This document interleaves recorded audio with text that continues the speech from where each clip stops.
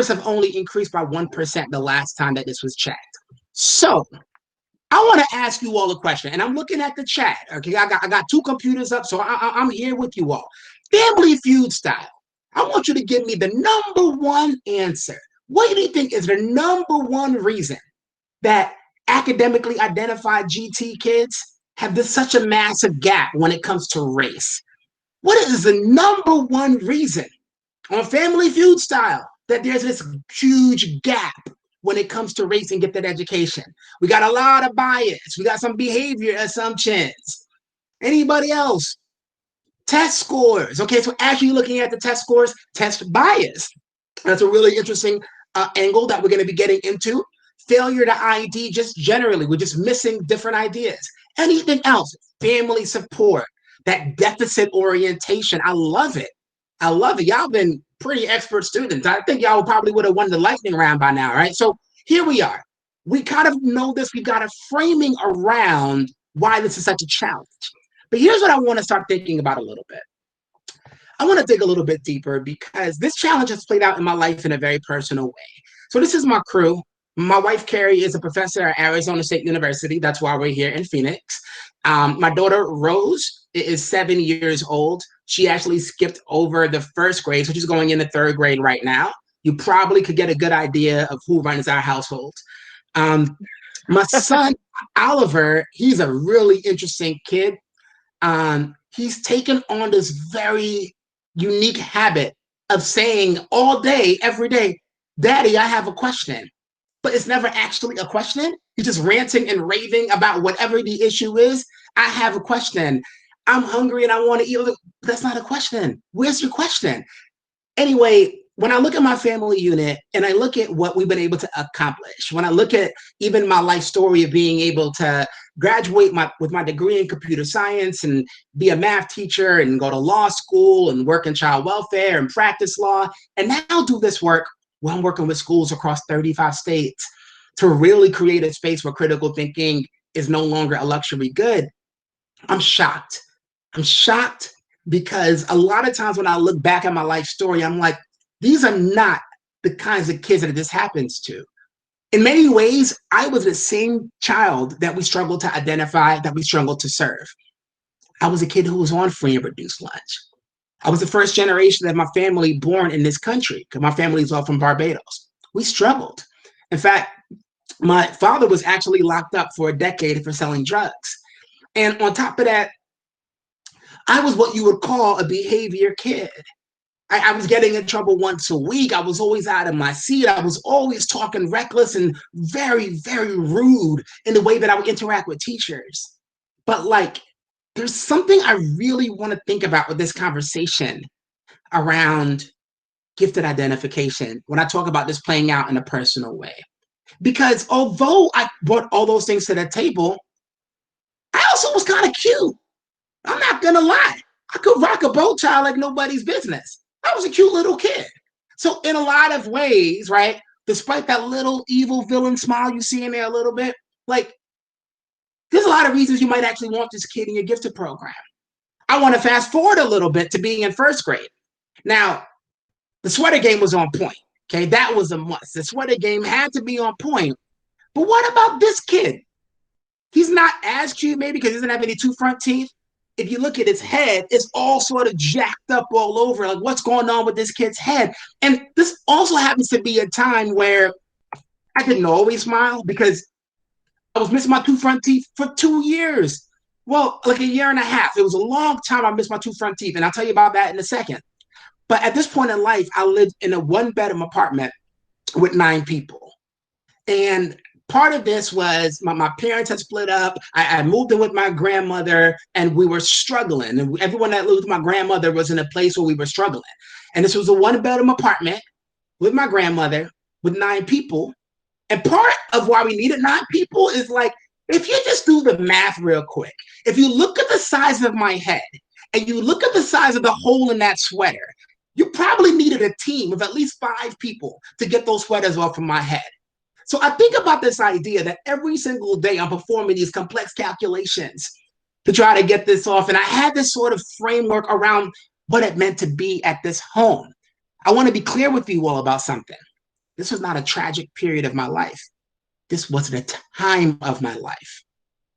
Being able to be surrounded by loved ones who were pushing me, encouraging me, having me do things that first grader wouldn't typically be asked to do because I just kind of had to take on that responsibility. There was a story here. And while I was getting in trouble all the time in first grade, somehow, a paraprofessional recognized that there was something different about the kind of trouble I was getting into. So I got moved into a new school that had a gifted and talented program because my school didn't have one. So now I'm getting bused to this new school. My sweater game is still on point. But this school was very different. This school was 12 kids per grade level bused to this neighborhood in Brooklyn to be a part of this gifted and talented program. And when I think about this moment, where I'm in this school that has an average of 30 plus kids per class, and mine only has 24 combined and 12 per grade level, now I'm in a space where I understand that although genius is distributed equally, opportunity is not. And when I start really pushing on these ideas around opportunity, I want to be clear with you all. I'm not sure that this version of me gets into your gifted program. Because the way that we look at gifted education, the way that even the scholars sort of identify this is there's this cycle, right? When you're younger, you get identified for your general ability. And as time goes on, the opportunities are much more defined by how successful you are in certain domains, how successful you are with actually realizing your potential. So at a point where I was missing 80 days of school year, failing multiple classes, I'm not sure that anyone would have thought about me as a gifted child, even though from 3rd to 8th grade, I was an academic rock star. So here's what I want to start really talking about.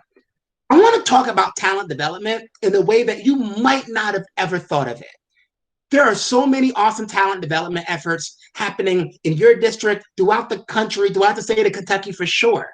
But there's a way that we're talking about it that I want us to shift a little bit. And I hope that this shift can allow us to make a massive difference, okay? We'll talk about this new narrative. And of course, because I don't really do pie in the sky, I want to break this down into very practical ideas that we can use going forward when it comes to this conversation. So let's hop right into this. A lot of you already called it out. Like, we know this is an issue. We know there's such a thing as the gifted gap.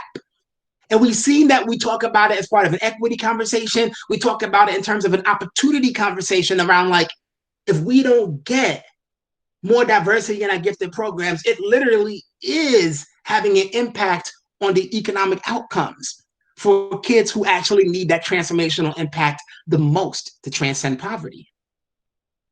But here we are. We're still in this space where, according to an article from the Atlantic, Black kids are 70% of the total population, but less than 10% of GATE programs nationwide. At the same time, 53% of different remedial education programs are populated by Black kids. So, what's going on here? What's going on here is we've recognized that talent development is more or less a good idea. Scholars have been talking about this for a long time. We're seeing more and more institutions that focus on gifted education talking about talent development. And who could say anything wrong about that, right? Like, developing talent sounds like a good idea. And it is a good idea. But I thought about this a little bit broader. I thought about the idea that we're asking our young people to walk into career fields that do not exist, to solve problems we don't know we have, and use technologies that have not been invented yet to solve these problems. So we need critical thinkers.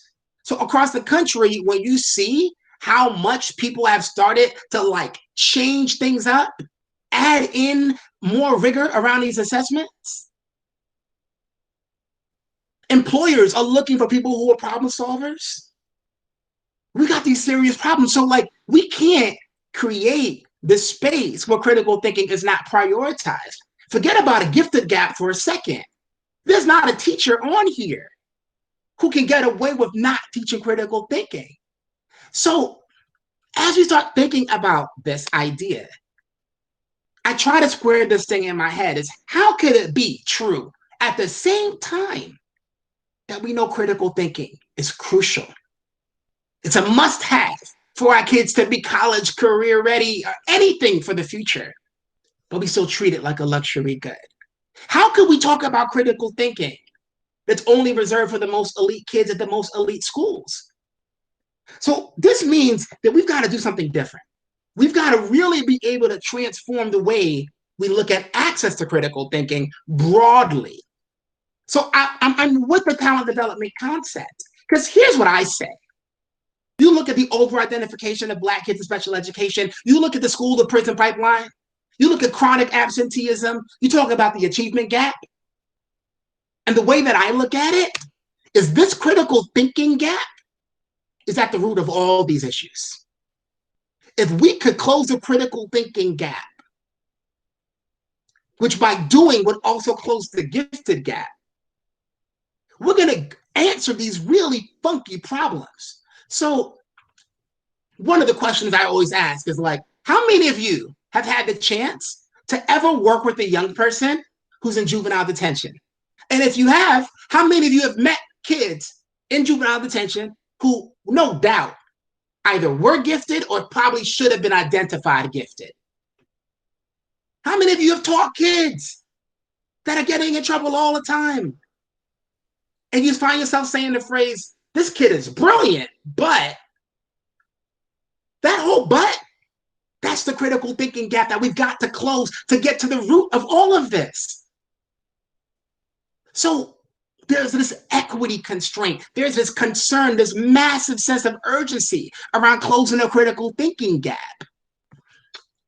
Let's make sure we understand what critical thinking is. So if I was asking you all care about critical thinking, you all have a charge to teach critical thinking, how would you define critical thinking? What is it? Anybody want to pop in the chat to let us know, like, critical thinking is blank? Fill in the blank. What would you say critical thinking actually is?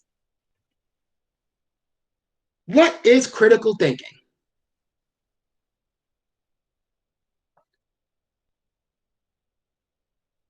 Just put in whatever answers come into your head. Critical thinking, problem solving is part of critical thinking. Anything else?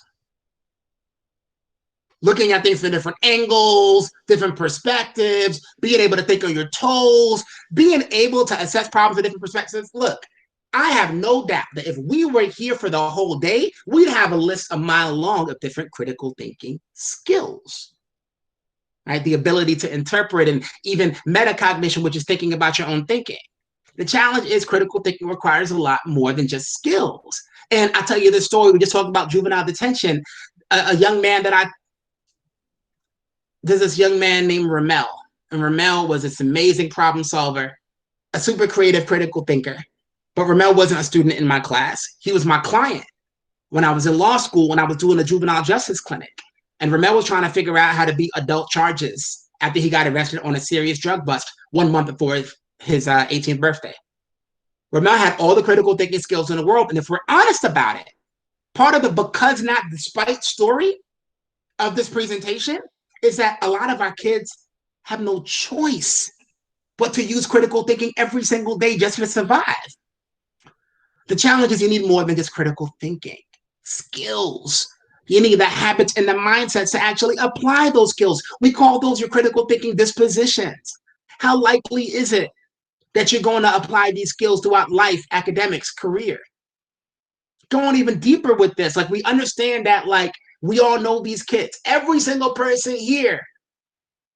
You can just tell me true or false. This is a true or false question, okay? True or false? I know at least one student who's unquestionably brilliant, but finds some way to do the dumbest stuff you ever heard of. True or false? Just let me know in the chat. True or false is an easy one. You know kids that are brilliant, but do the dumbest stuff you ever heard of. We got a whole lot of truths because we know it's true. The difference between knowing better and doing better is a difference between having the skills but lacking those dispositions. Some of you say, I'm related to that person. Some of you might actually be that person. To go even further, though, it can't just be this unilateral thing. I've got to be able to apply critical thinking skills and dispositions across context.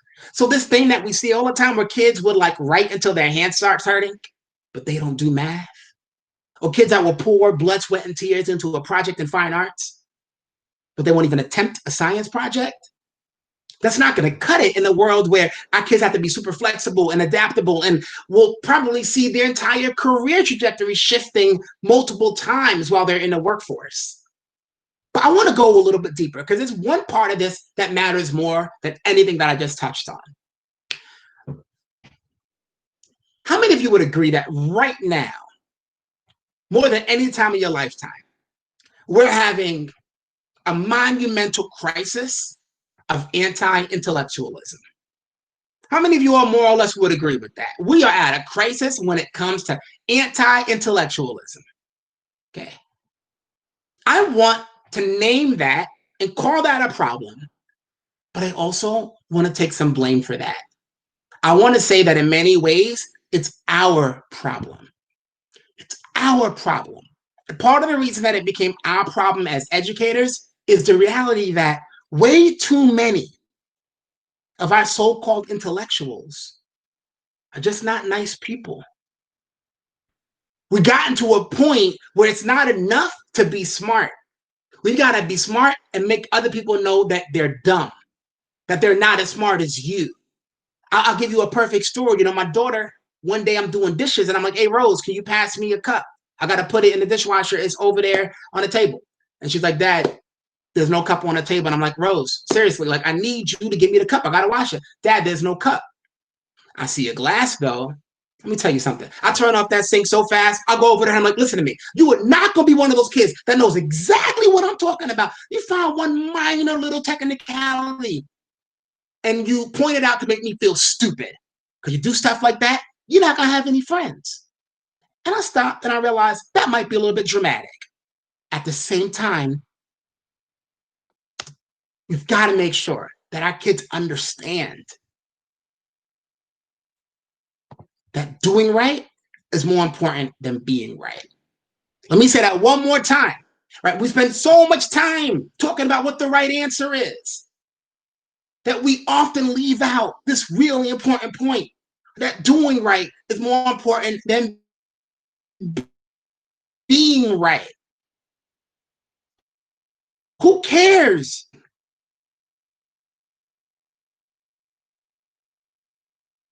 If you're not going to do it, trained not just to go and find the right answer, but to do the right thing with those answers. So with that being said, if you feel the need to go put that on a t-shirt, you can go to the Think Law website and you can buy a t-shirt. You can walk around pointing at kids, do right, don't just be right, do right. Because we need this to come from our gifted learners in particular, all right? So I want to go a little bit deeper into this though, because we know that part of closing the critical thinking gap can happen from talent development.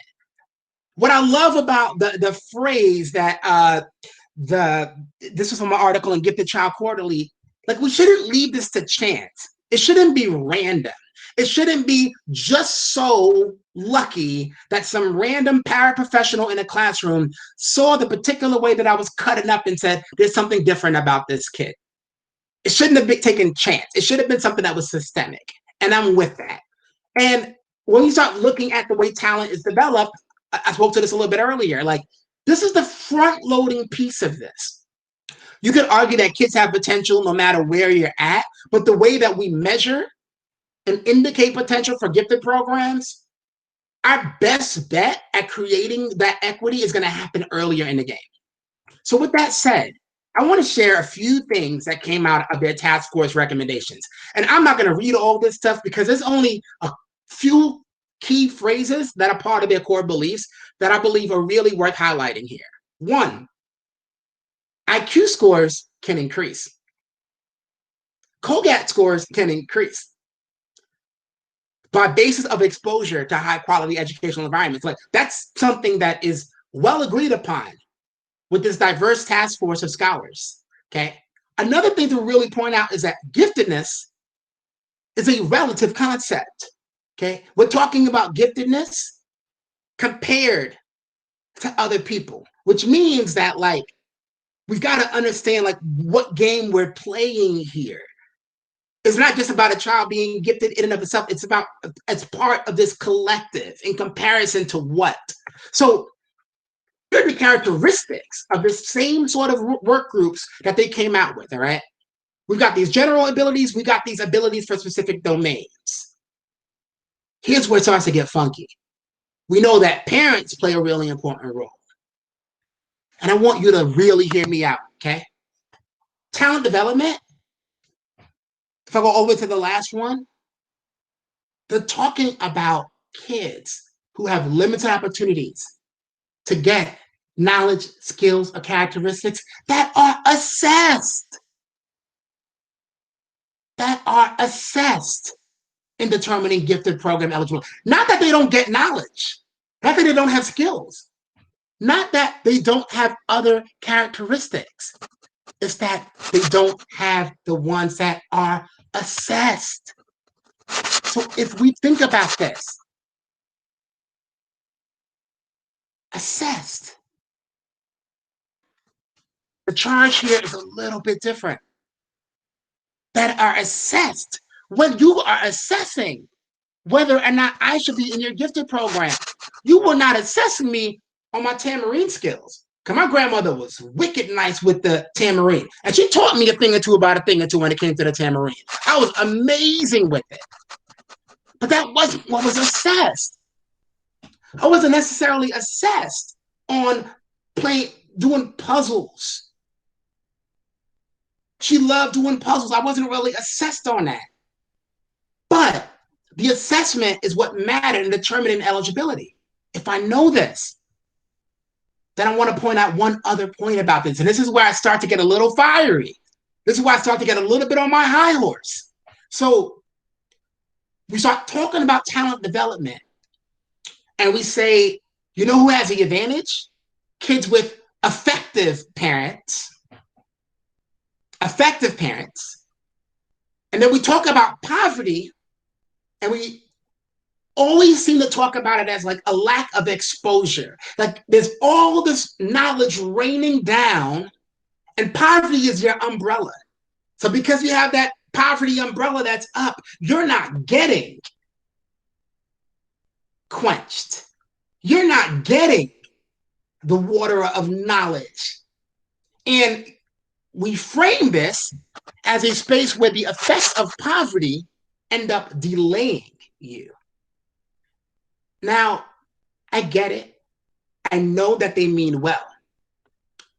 And when we start looking at the way that we measure this, right? So in Jefferson County, I looked up the whole thing you're doing with the RAP project, which is your model for doing this, and it was all funded by this Javits grant. And I'm like, yeah, like we want to measure all these abilities that kids are coming in, and we want to give them multiple ways to show this. But at the same time, there's something about that last phrase that makes me feel we've got to do a little bit better. We've got to find a different way to speak about this than the way that we've been currently speaking about this. So with that said, I want to talk about a new narrative. I want to talk about an opportunity to approach this very, very differently, because I think we deserve a different approach. The approach that I want you to consider is this. We know that this has been the case, and it's always been the case that all kids are not going to have the same opportunities. We know that.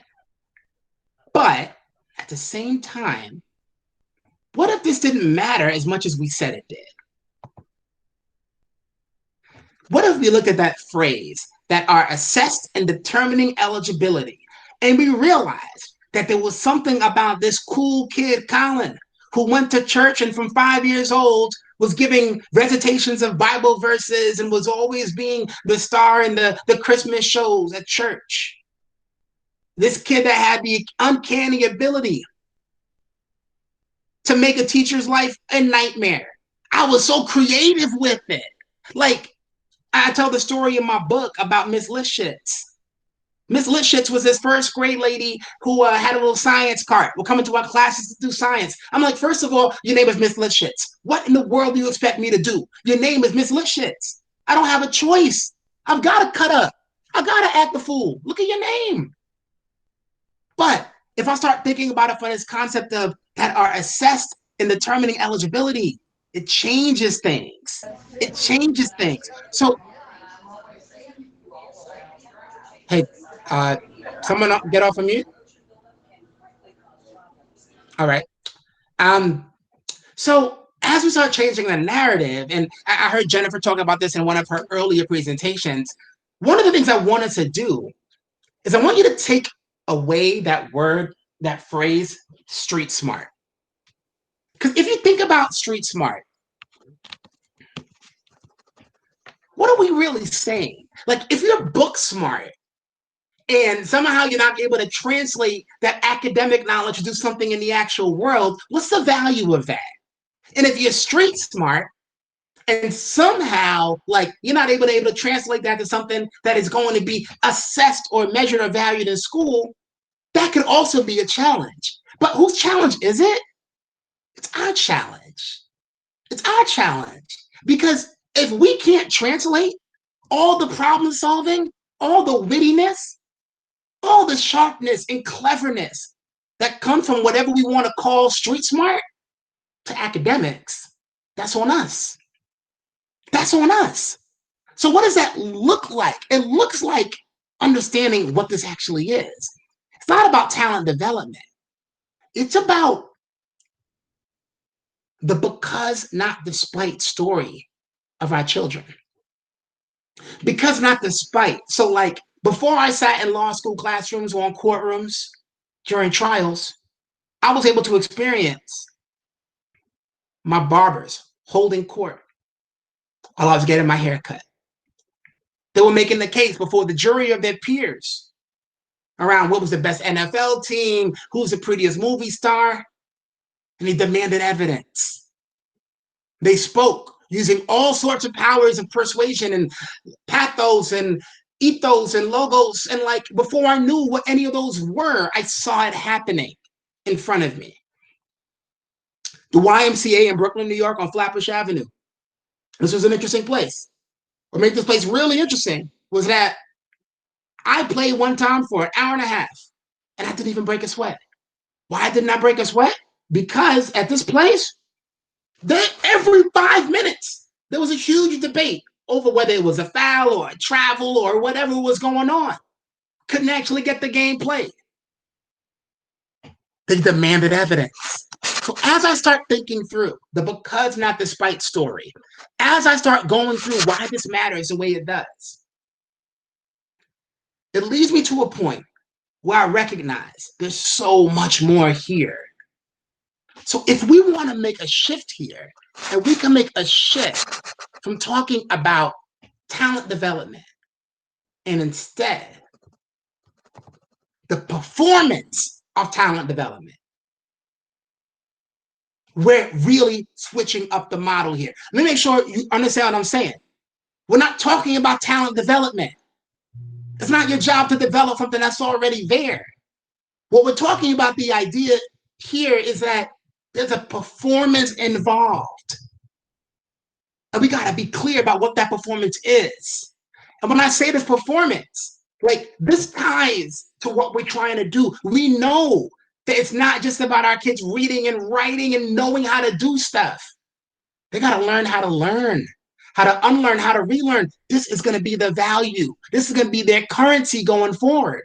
And I know that, like, we're in a kind of a funky position. We know that we're in this space where we're trying to measure, like, critical thinking, creativity, and communication and collaboration by metrics that don't necessarily get us all the way there.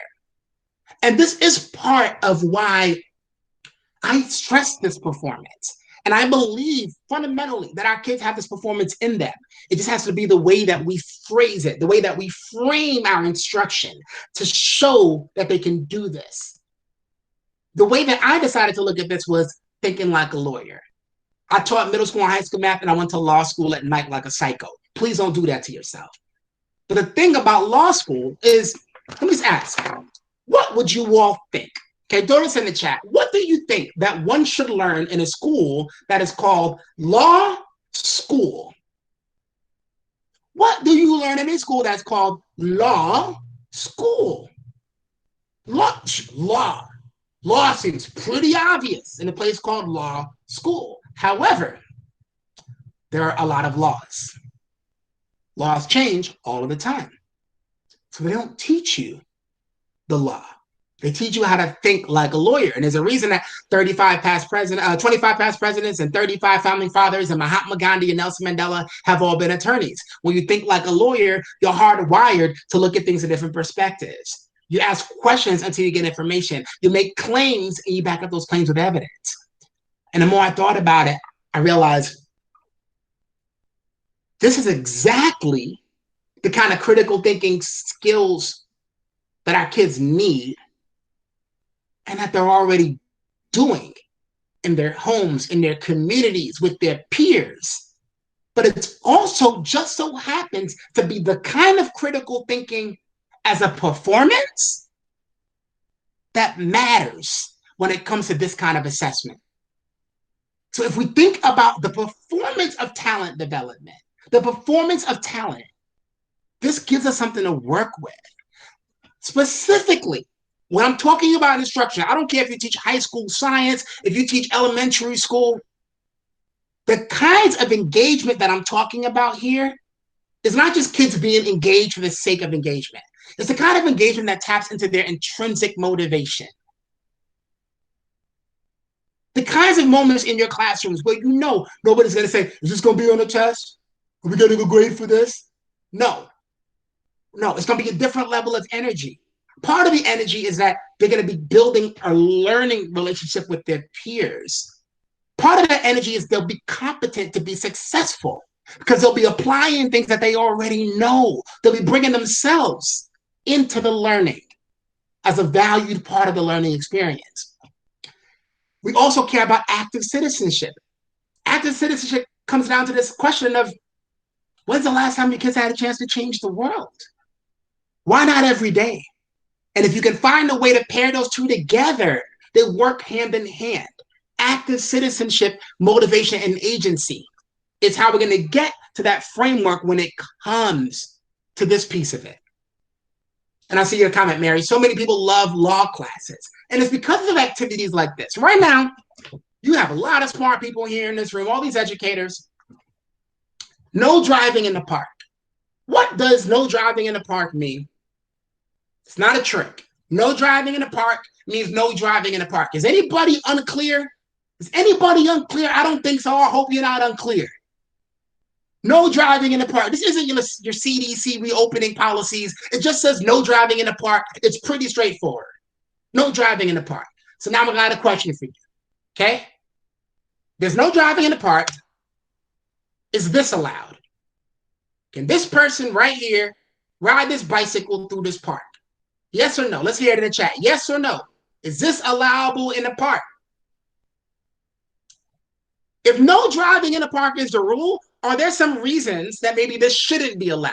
All of y'all are saying yes. But if no driving in the park is a rule, any reason this might not be allowed? I know we all say it should be, but is there any reason maybe it shouldn't be? It's a wheeled vehicle. So driving typically has wheels. They still got wheels, right? It's still sort of moving on the wheels. And you know what? You let this bike in. Next thing you know, you got to stop on the Tour de France coming through there. And they go pretty fast. And that's not cool for kids. What about this? Some of y'all said no motors. So this little motorcycle, moped thing, no go? Yes or no? Yes or no on a moped? How we feel about this moped? No? Y'all just hating on the moped? And is it really because of the motor? Is it so if it's a motor, you are disqualified. You are disqualified if it's a motor. Now, I'm gonna tell you a little secret. Don't tell anybody about this, okay? But I'm a hater. I am an irrational hater. You know who I hate on all the time? Little kids. Little kids that have stuff that I didn't have. So you know what? I'm very biased in this next one. But how many of y'all think this should get in? It only goes 2 miles an hour. It has a motor, but kids are always taking it to the park. Does this Jeep Cherokee Power Wheels get into the park? Yes or no? Yes. Well, I kind of hate y'all too. Then y'all gonna say yes. Forget them. Forget them. Okay. So like it's the speed available. So you're saying that like I could drive the Jeep Cherokee on a certain kind of speed. All right. But like a real Jeep Cherokee, no. Like a car, no. An SUV, no. Right? But like bicycle, yeah. The moped, probably not. This Jeep Cherokee, probably safe, even though Colin's hating on it. But what about this? What about a kid is playing in the park on his swings, falls off the swing on his head, and starts bleeding? An ambulance drives by, and this ambulance has an opportunity to cut through the park and get to this kid in 10 seconds. Or go all the way around, come out with the stretcher, and get to the kid in 10 minutes. Can the ambulance drive through the park? Yes or no? Yes or no? Can the ambulance drive through the park? Yes or no? Throw it in the chat. Yes or no? Can the ambulance drive through the park? So, all y'all saying yes, but y'all just told me don't drive through the park. You just told me there's no driving in the park. But you're using some sort of sense here. You're using some sort of idea around, well, there's an emergency, whatever have you. I want to break something to you that you need to know right now. Remember earlier I just said it's more important to do right than to be right? I want you to be aware that a lot of the kids that we are growing up right now, and our gifted and talented programming in particular, I just don't know. I just don't know that they're going to drive through the park. We have too many kids that are going to be like, well, you can't drive in the park. There's no driving in the park. And if you think about the work that needs to be done to undo the shenanigans in our society, we're going to have to break some rules. We're going to have to break some things and some systems. So when we start getting to this point about assess and determining eligibility, that angle of fairness and justice and doing right over being right becomes a part of the performance. So in my world, and you could read this article that I wrote for the 74, I believe that making sure that kids can perform is a big part of equity. Some people don't say that. Some people say, well, the test is racist. So what? For right now, we need our kids to excel on that and create a better system. But I'm not about to be all right with this idea that, like, you need a test to be a nurse, a doctor, an engineer, even a teacher. But my kids aren't going to be ready for that? No, I can't. I can't deal with that. I got to be able to walk and chew gum at the same time. So I want to just make sure you understand what's going on with this. When my book came out, it was like ranked number 5, and my daughter was talking all this trash one day about how many books I sold. She's like 650. She's like, and that's like all over the world. I'm like, why don't you get out of my face over here talking smack? Why don't you go write a book and then talk smack about my sales? But I thought to myself, ranked number 5 in gifted education, what are the other books that are ranked in the top 20? Guess what these books were? Test prep books.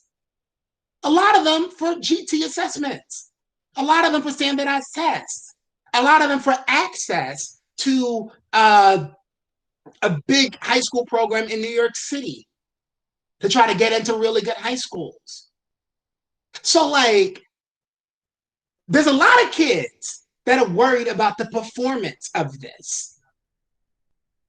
There's a lot of families that are affluent, that are paying money to make sure that kids are going to be ready for the performance of this.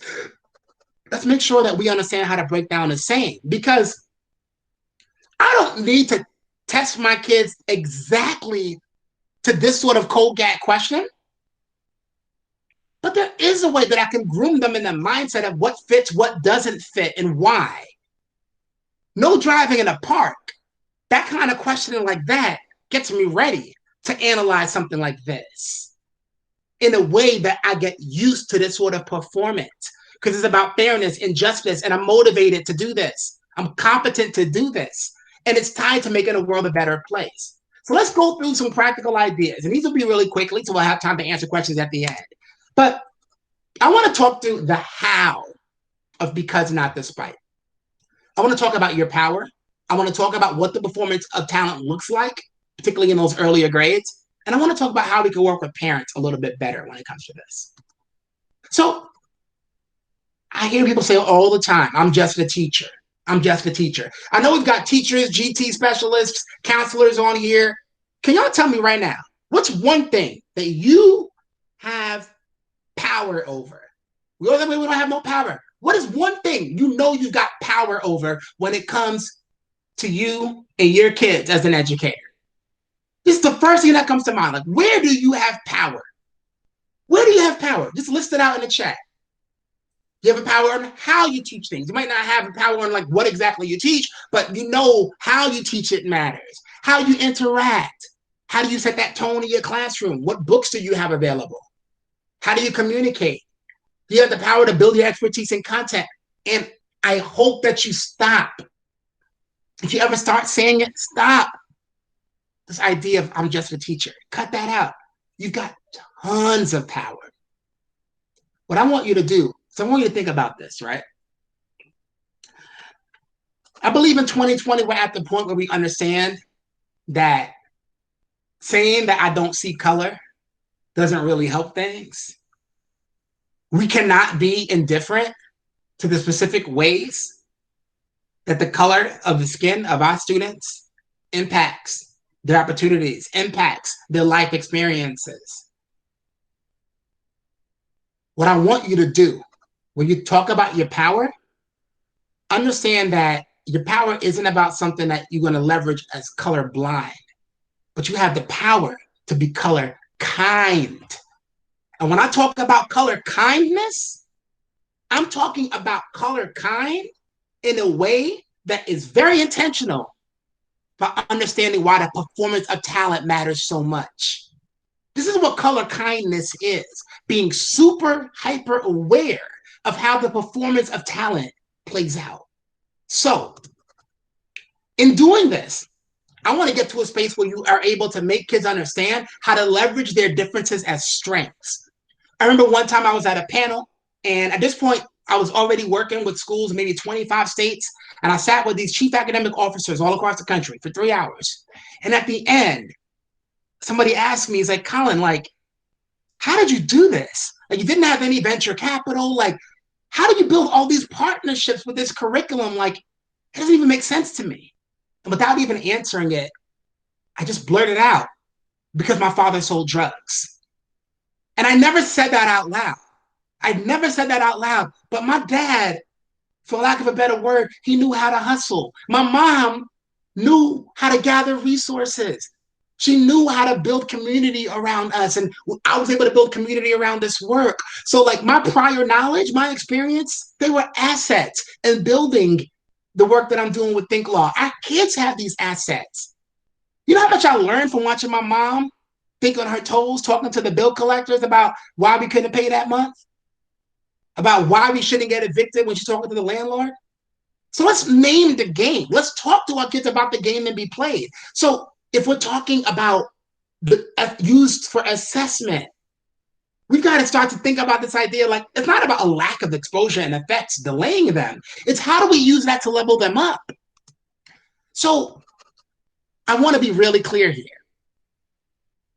If you're talking about measuring the ability to learn from who? You? Why? Why? Like, why am I learning from you? What are you doing to make this about me? What are you doing to make sure that, like, I've got a level of buy-in? Because I'm not necessarily bought in because you're the one that's teaching it. Application of knowledge. For what? Why should I apply my knowledge to this thing? You want to talk about grit. Like, why should I be gritty right now?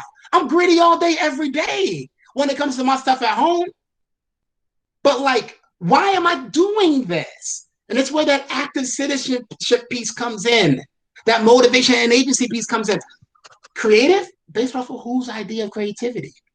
Productive on what standard? Because I'm not all around the room with all this energy, somehow I'm not productive? Maybe I'm a little bit more relaxed.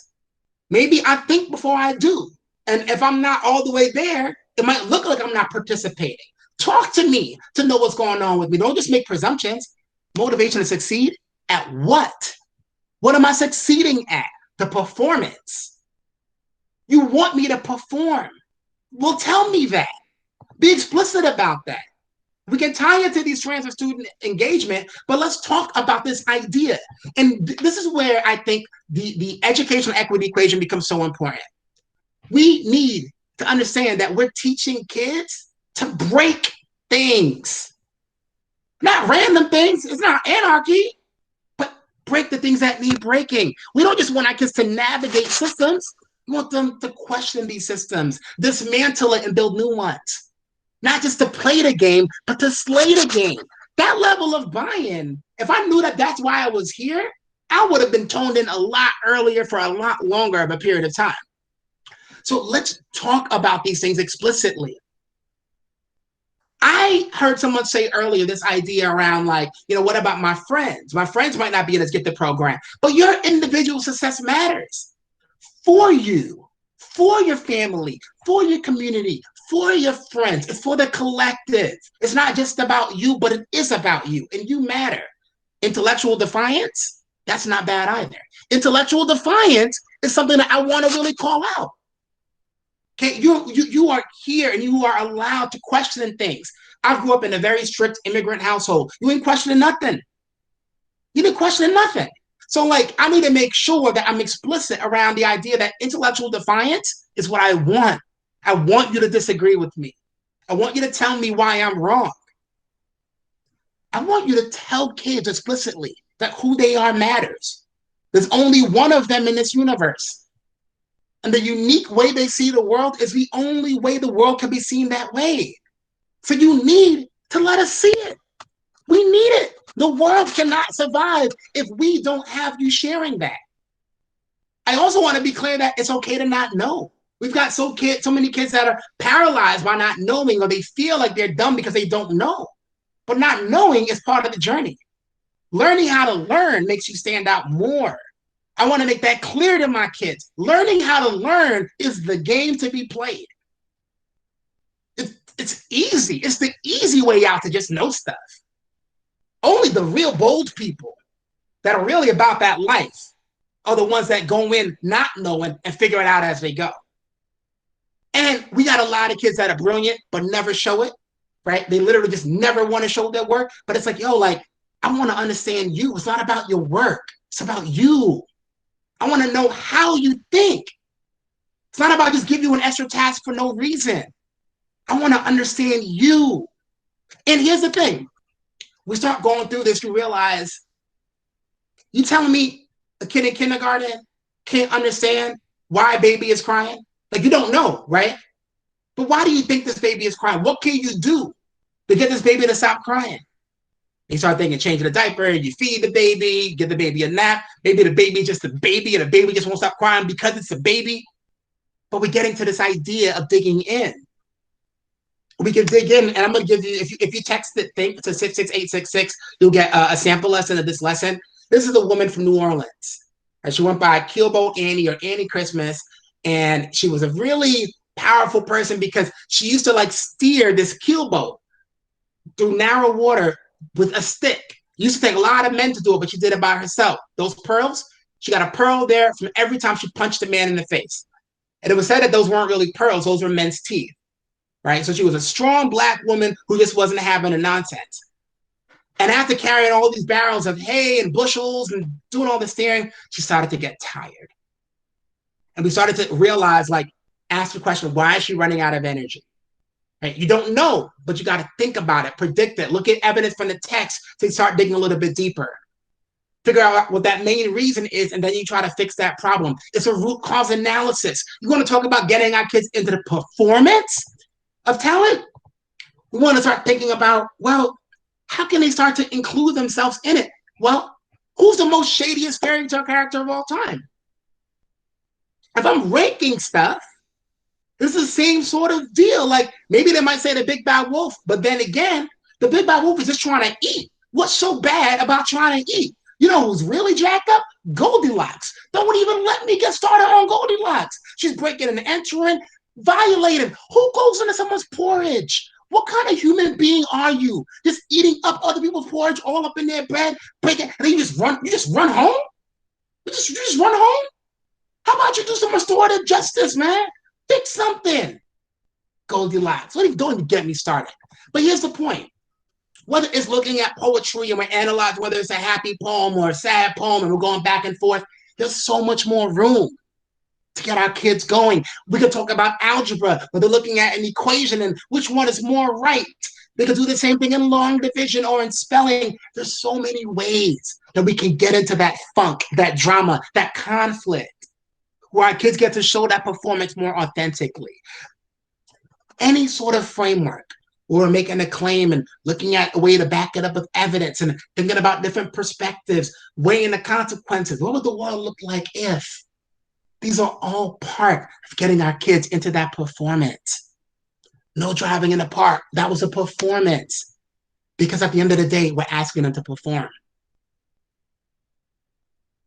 So I have a summary of all these slides that are going to be going to you. It's not going to be all the slides all together, but the main points will be there. The very last point that I want to make around this is that part of teaching talent as performance means we've got to be explicit with our kids, particularly our African-American kids, that brilliance is part of a long history. 237 slaves. Does this mean anything to anybody? 237 slaves. Let me break this down for you. When they excavated Jefferson's property in Virginia, there were 237 unidentified slaves and a lot of other utensils that were in the homes that were occupied by enslaved people. And they realized that at night, in the dark, there was a secret school. There were kids that were so hungry, young people that were so hungry to read, to learn, that after a long day of forced labor, they stayed up at night. There's so many examples of brilliance. This is normal. There's nothing weird about this. This is normal. This is a very much a part of who you are. There's a long history, a long legacy of this. So we've got to name that. We've got to name that as part of this performance. So families are part of this as well. Our families are not defective. Families can definitely support critical thinking, whether it's being in the supermarket and asking questions like, why is the milk in the back of the supermarket? Why does the cashier always say, did you find everything you needed? Like, we can ask questions and get our kids thinking about these. We've got to recognize, too, that, like, even when we're watching TV, if our kids say weird stuff, we got to stick with it. Is Zootopia a real place? Don't just say, well, I guess I'm not saving up for college for this one. Like, there might be a reason they're asking this. In this particular case, the question was like, well, why do you think it's real? Well, I don't know, like the predators really weren't being treated by the prey and it really wasn't their fault. And it just reminded me of like stereotypes that we learned about in school. So I just, it felt like it was real. So this 10-year-old couldn't understand that that was a satire. He didn't have the right words, but he was going into a super deep concept. And I want to be explicit with parents all the time that like your kids deserve to struggle productively. You don't have to help them with everything. And if you want your kids to be a critical thinker in the world, it means everything can't always be because you said so. You don't get to be selective that way. I'm learning that the hard way, okay? So like, don't have to cut up your kids' spaghetti when they're 10. Unless they have some sort of like, tactile issue, like they can do their own spaghetti. Productive struggle is something that's gonna make a big difference. So with that all being said, what are 2 things as an educator? You can just list one for the purpose of the chat. What's one thing that you can do differently to make sure that that performance of talent development is something that you're emphasizing this year? One thing that you will do differently as part of the performance of talent development.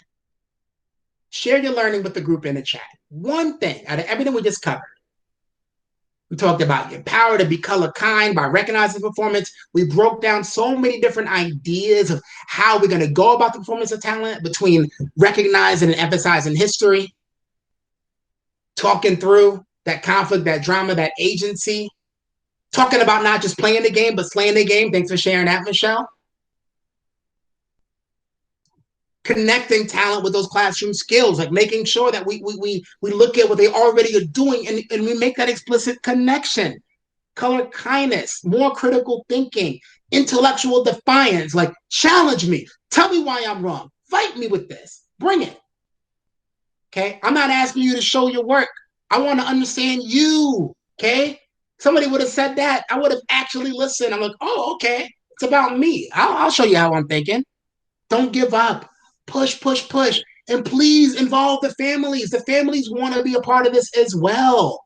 All right. So as we're wrapping up and taking these questions, please do know if you text think to 66866, you'll get that sample lesson of Annie Christmas. You know, you all are getting copies of the book. So if you get the book and you enjoy it, please do leave a review on Amazon. If you want to tweet out anything about today's session, you do that at Colin E. Seal. I'll take any questions, comments, or even compliments you have at this time. Just throw them in the chat. I'll try to answer as many as we can. I know we only have about a minute left. But any other questions you all have, I would love to answer. This really could have been like a 3-hour workshop minimum. So I know we have to go through a lot really quickly here, but thank you all so much for all your participation. Jennifer, did you catch anything coming in? I'm just looking at the chat. Lots of positive. You're amazing. You can stay. I've been keeping people. This is the end. So if people want to stay for a few minutes, if you have a few minutes calling to ask questions, otherwise, you know, we're not in a rush anymore. You are the last one. So thanks everyone for participating. Thank you. Thank you. Thank you. And like I said, there's going to be a summary of the slides. You know, this is like 70 something stuff, but the handout, and I actually think the handout might even be on the spreadsheet thingamajig for the registration. I think I uploaded it this morning, so you can go in and you can check on that and get that. And I'll be back here at 2:00 on Wednesday talking about something else. I'll remember it at some point, but it's a good topic. It's more good stuff. Other questions? You can unmute if you wanted to say it instead of type it. If you're, I don't know if you're allowed to unmute, but yeah. Yeah, they can.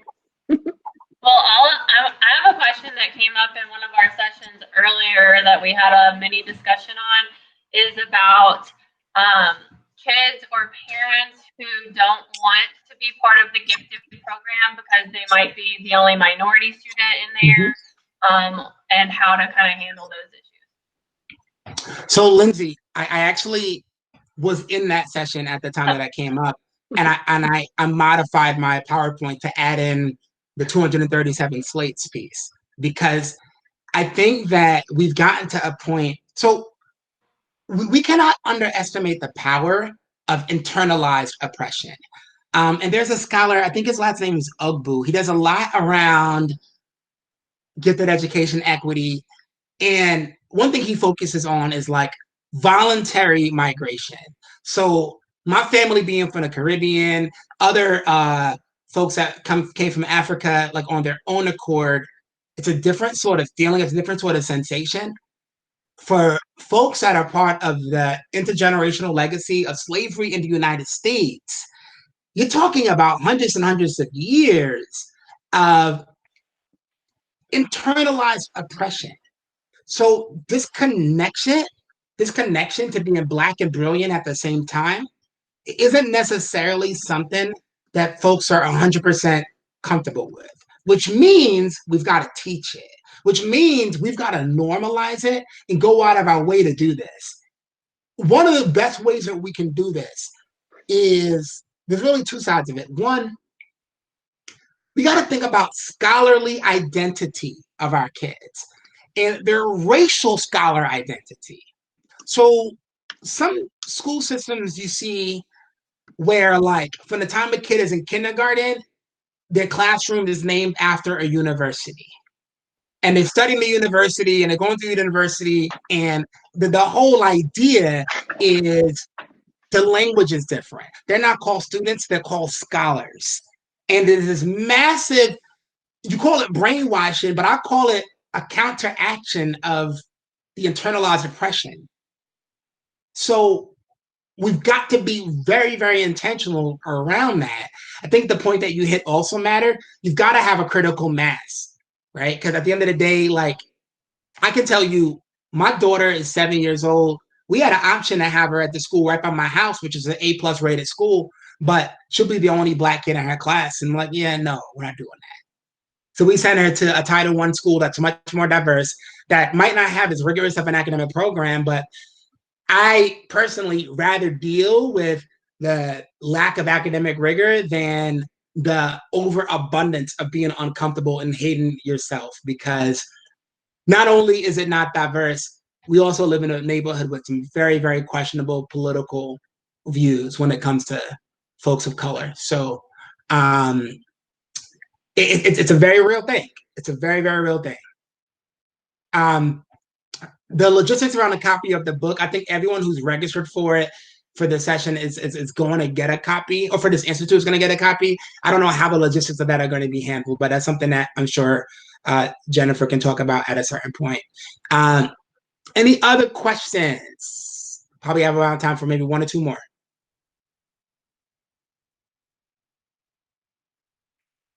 Anyone care to share any comments?